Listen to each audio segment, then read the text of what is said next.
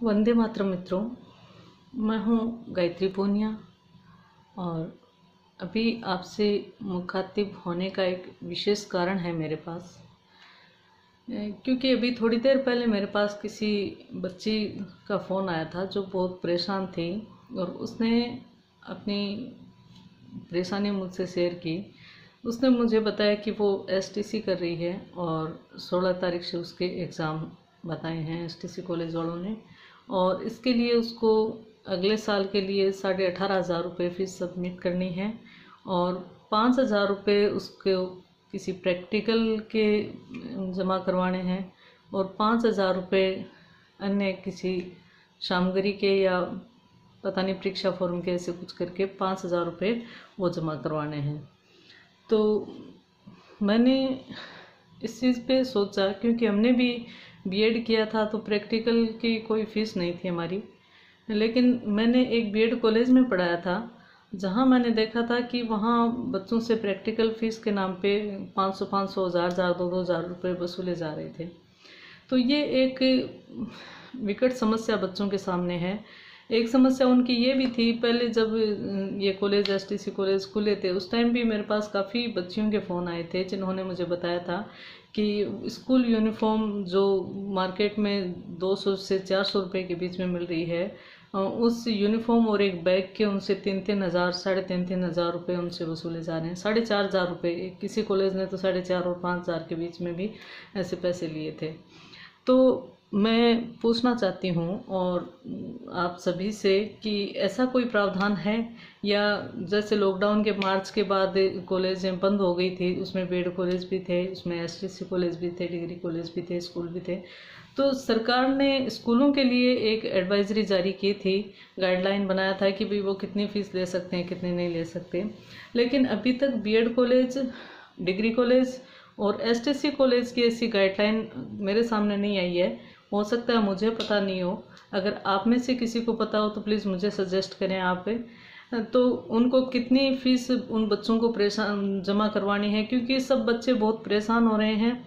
जो private college वाले हैं तो उन बच्चों को उन्होंने वर्बली बोला है, वो फ़ोन पे भी नहीं कर रहे हैं। मैंने भी डायरेक्ट उनसे बात करने की कोशिश की फ़ोन पे कि भाई आप बताइए प्रैक्टिकल की फ़ीस किस चीज़ की है और ये कितने रुपए निर्धारित है। तो उन्होंने कहा कि ये चीज़ हम फ़ोन पे नहीं बताएंगे, आप डायरेक्ट आके मिलो।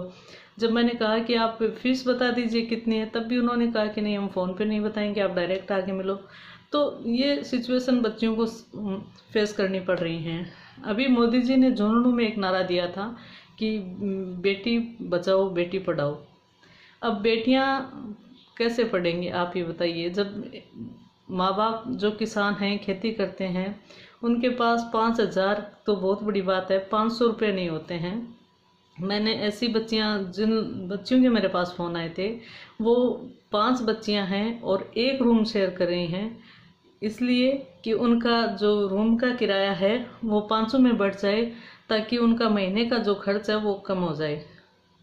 और दूसरी बात ये कि जब उन बच्चों की ये भी एक समस्या थी कि उनको कहा गया था कि आपको रेगुलर आना पड़ेगा, तो उन्होंने वहाँ रूम ले लिया। तो पहले तो उनको इसलिए परेशान किया गया कि आप यहाँ रूम लेके नहीं रह सकती हैं, आप हॉस्टल में रहिए। उन्होंने हॉस्टल में रहने से मना कर दिया। तो उस वक्त भी मैंने वहाँ बात की थी कॉलेज में, तो उन बच्चियों को फिर वो रूम में रहने के लिए मैंने उनको बोल दिया था कि कोई परेशानी आए तो आप मुझे फ़ोन करना। तो वो बच्चियां रूम में रह रही थी। उन कॉलेज वालों के पास स्टाफ नहीं है बिल्कुल भी। तो जब बिना स्टाफ के बच्चे कितने दिन रुकेंगे। एक शिकायत ये आ रही है कि बच्चों को फैसिलिटी चाहिए, वो कॉलेज में जाना ही नहीं चाहते। जो नहीं जाना चाहते उनकी बात छोड़ देते हैं अपन, लेकिन जो बच्चे जाना चाहते हैं, जो रेगुलर क्लास अटेंड करना चाहते हैं, वो बच्चे ये भी चाहेंगे कि उनको पढ़ाने के लिए कोई क्लास में आए। उन बच्चियों की ये भी शिकायत है कि वो 5 से 6 महीने वहाँ रही, लेकिन उन 5-6 महीने में उनको कोई भी टीचर पढ़ाने के लिए नहीं आता था, एक भी टीचर नहीं आता था। जब मैंने ये संज्ञान लिया, मैंने वहाँ बात की, तो उन्होंने 15 दिन के लिए वहाँ पे 2 टीचर रखे थे और वो केवल 15 दिन पढ़ाने आए थे। उसके बाद वो टीचर भी वहाँ से गायब हो गए थे। तो ये सिचुएशन है हमारे बीएड कॉलेज की और एसटीसी कॉलेजों की। जो मैं प्राइवेट शिक्षण संस्थानों की बात कर रही हूँ, मैं ये भी नहीं कह रही कि सभी प्राइवेट शिक्षण संस्थानों के यही हालात हैं, लेकिन कुछ एक मेरी नज़र में हैं और जिनका अंदर का खाका क्या है वो मुझे अच्छे से पता भी है। उनकी सारी रिकॉर्ड्स भी मेरे पास हैं कि वहाँ कितने स्टाफ में कितने लोग नामजद रजिस्टर में हैं और कितने वहाँ उपस्थित होते हैं, कितने टाइम के लिए होते हैं। तो ये सारी चीज़ें हैं।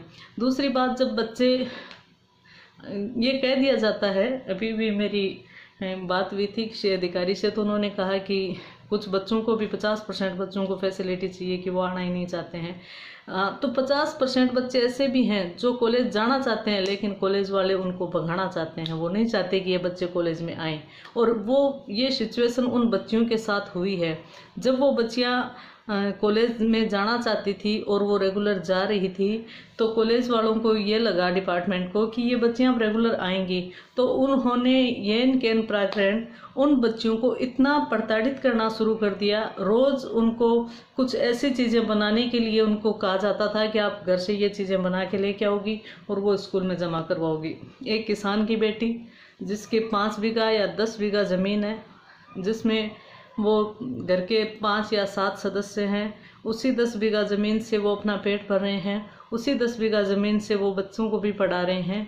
और उन बच्चों को रोज़ ऐसी काम दे दिए जाएं कि 100-150 रुपये का सामान आप पहले दुकान से खरीदोगे और उस सामान से आप जो चीज़ बनाने के लिए कहा है वो आप बनाओगे। जैसे मेज़ पोश है, टेडी बियर है, गुड़िया है। तो ये चीज़ें यूँ ही तो नहीं बनती हैं, इनके लिए बाज़ार से आपको पैसा खर्च करना पड़ता है। तो उन बच्चियों को भी इस तरह से परेशान करके वहाँ से भगाने की कोशिश की गई, लेकिन फिर भी वो लड़कियाँ वहाँ रही। और अब जब परीक्षा आ रही है, अभी सरकार ने कोई ऐसी एडवाइजरी जारी नहीं की है, उसके बावजूद कॉलेज प्रशासन अगर बच्चियों से इस तरह से फीस मांग रहा है, प्रैक्टिकल के वो 5-5 हज़ार रुपये मांग रहा है, तो प्लीज़ मुझे ये जवाब दे, चाहे वो प्रशासन दे, चाहे वो आम जनता दे, चाहे मुझे वो देने वाले बच्चे दें। मैं उन बच्चों को भी गलत मानती हूँ जो बीएड कर रहे हैं, जो एसटीसी कर रहे हैं और जो बिना कुछ जाने समझे जो वो लोग मांग रहे हैं, उतना पैसा वो बच्चे बिना कुछ जानकारी लिए, बिना कुछ रसीद के उन कॉलेजों को वो जमा करवा रहे हैं। तो सबसे बड़े मूर्ख तो वो हैं। फिर उनके माँ बाप वो क्यों नहीं जानना चाहते, वो उनसे क्यों नहीं उस चीज़ की रसीद मांगते हैं। अगर आप प्रैक्टिकल के 5,000 रुपये ले रहे हो तो आप रसीद दीजिए ना। रसीद क्यों नहीं देते वो? आप फ़ोन पे खुल के बात कीजिए ना। तो फ़ोन पे बात क्यों नहीं करते हैं? वो फ़ोन पे उस प्रैक्टिकल फ़ीस को क्यों नहीं बताते हैं कि 5,000 रुपये प्रैक्टिकल फ़ीस है? तो इस तरह की जो लूट खसोट मची हुई है, तो मैं शिक्षा विभाग जो है उनको भी मैं ये बताना चाहती हूँ, जो पंजीयन विभाग है, जो ऐसी संस्थाओं को मान्यता देते हैं और जो इस तरह से जो नासमझ बच्चे हैं उनको धमकी दी जाती है, उनको डराया जाता है कि अगर आप प्रैक्टिकल फीस के ये पैसे जमा नहीं करवाओगे तो आपको प्रैक्टिकल में नंबर नहीं मिलेंगे, आप किसी पेपर में फेल हो जाओगे, फिर आप 2 साल यहीं धक्के खाओगे। तो इस तरीके का डर बच्चों के मन में बैठा दिया जाता है और उस डर के मारे बच्चे कोई सवाल नहीं करते हैं और बस वो जो मांगते हैं वो फीस जमा करवा देते हैं। तो मैं कॉलेजों को भी मैं साफ कह रही हूँ कि ये चीज़ें, ये लूट खसोट आप बंद कीजिए, नहीं तो ये आपकी दुकानें ज़्यादा दिन नहीं चलेंगी। प्लीज़ ऐसे बच्चों को बख्श दीजिए। जो बच्चे खून पसीने की जो कमाई का एक एक पैसा वहाँ खर्च करते हैं, पाई जोड़ते हैं अपनी पढ़ाई के लिए, उनको प्लीज़ आप शांति से पढ़ने दीजिए। जो फीस आपको मिल रही है वो भी काफ़ी मोटी फीस है, कम नहीं है वो। तो आपका पेट उसमें अगर नहीं भर रहा है तो आप बच्चों को इस तरह से नाजायज़ लूट रहे हो, उससे भी नहीं भरेगा।